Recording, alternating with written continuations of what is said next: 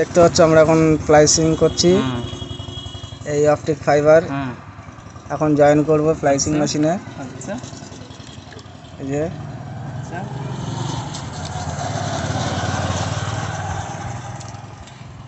এটা হচ্ছে ডায়মন্ড কাটার মেশিন। এটা এ করতে পারিস কিন্তু আর এখন আমরা ফাইবারটাকে কাটার মেশিন নিয়ে কেটে নেবো। বয়স ঠিকঠাক ভাই।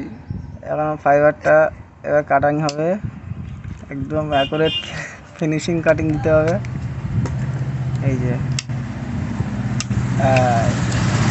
ফাইবার কাটিং হয়ে গেল, এইবার মেশিনে ফাইবার দিতে হবে।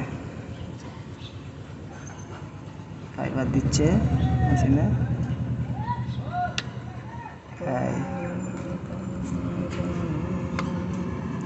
চাপিং হয়ে গেল। এখানে ডিসপ্লেতে শো করছে এই যে ফাইবার কীভাবে জোড়া হবে। ওইদিকে ফাইবারটা কাটিংটা খারাপ হয়েছে বলে জয়েন্ট নেয়নি, আমাদের তুলে আবার নতুন করে কাটিং করে জয়েন করতে হবে।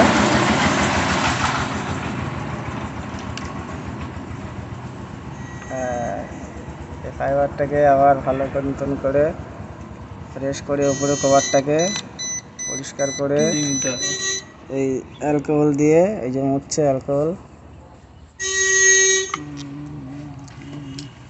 আবার কাটিং মেশিনে নতুন করে কাটা করতে হবে।